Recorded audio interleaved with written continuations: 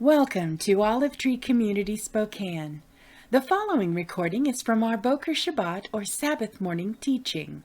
Let's join Brother Wade OConnor as he teaches from the Scriptures. Shabbat Shalom, Olive Tree Community. It's good to be here. I'm Wade OConnor. I'll be doing the Parasha this morning.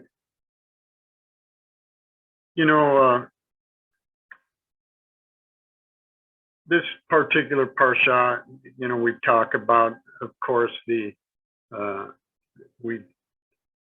have gone through the preparation of the priests to begin their ministry, and of course they've gone through these 7 days of consecration, and they're right here getting ready to begin their ministry when we have Aharon's sons, Nadav and Abihu, being killed by Adonai,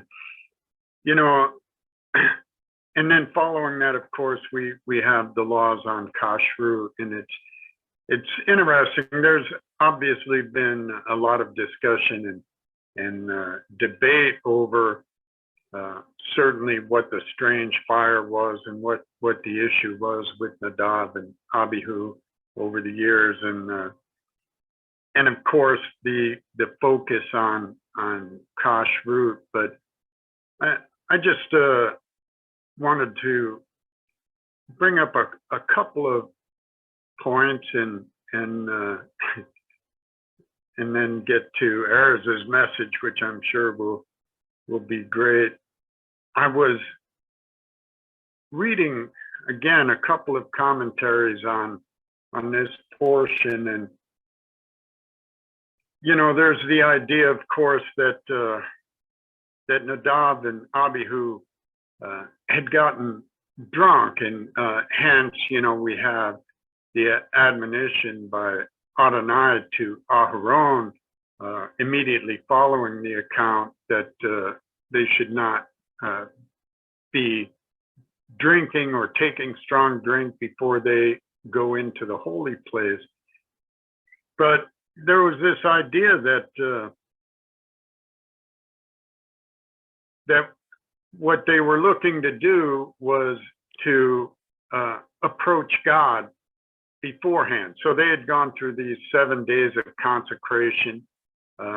It would seem that they had a heart for God, but that they wanted to meet God first.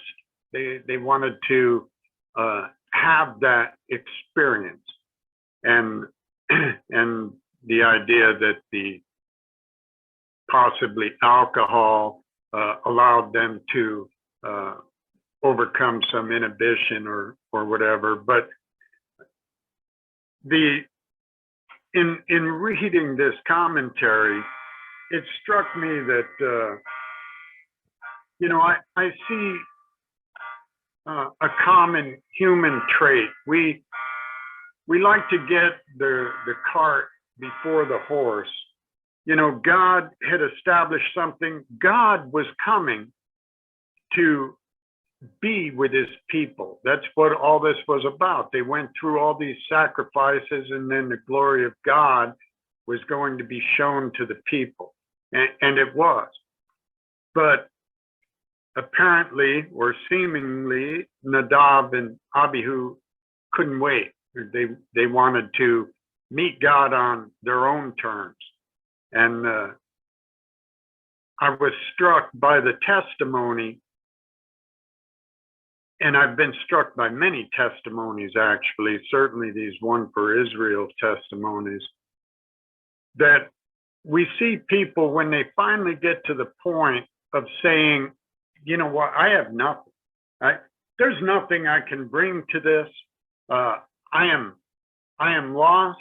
I am at my wit's end. I don't know what to do.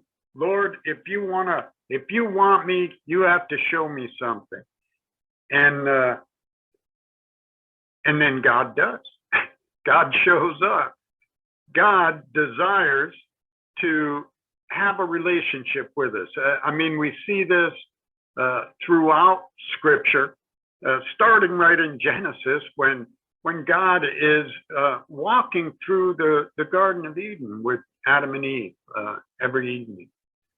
His desire is to have relationship with us. And, you know, so I'm reminded of Psalm 27:14, right? Wait on the Lord, be of good courage, and he shall strengthen your heart. Wait, I say, on the Lord. It's repeated. We need to wait on the Lord.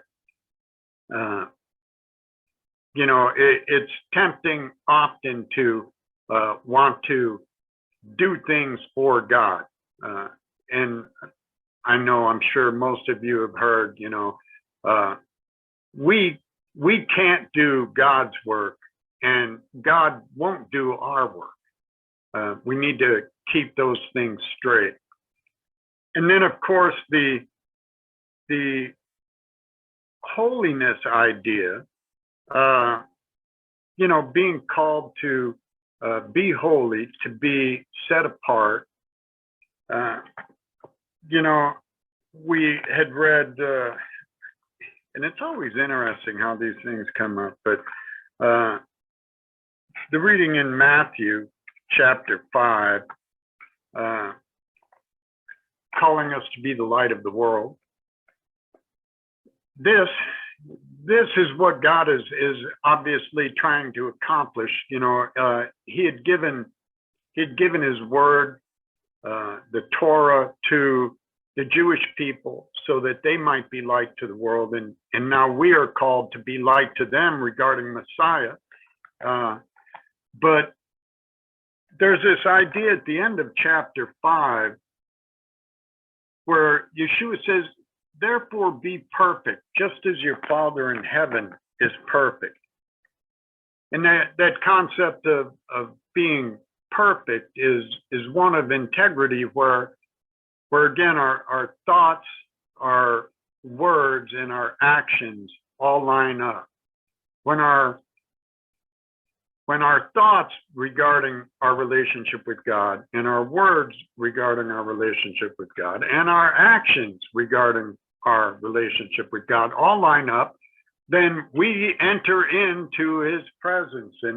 And that is what all of this instruction is about.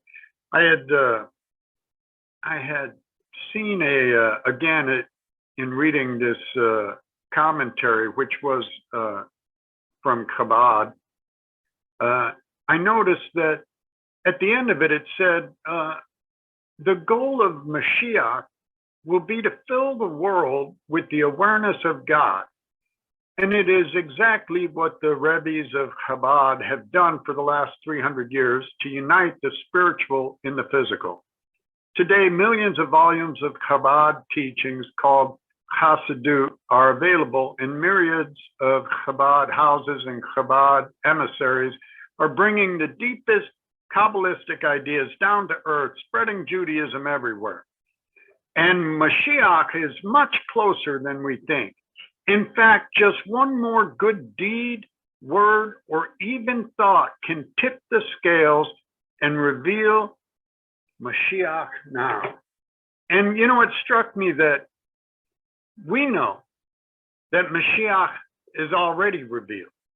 And we are called to be Mashiach on this earth, that light that opens the eyes of the Jewish people to their Mashiach, Yeshua.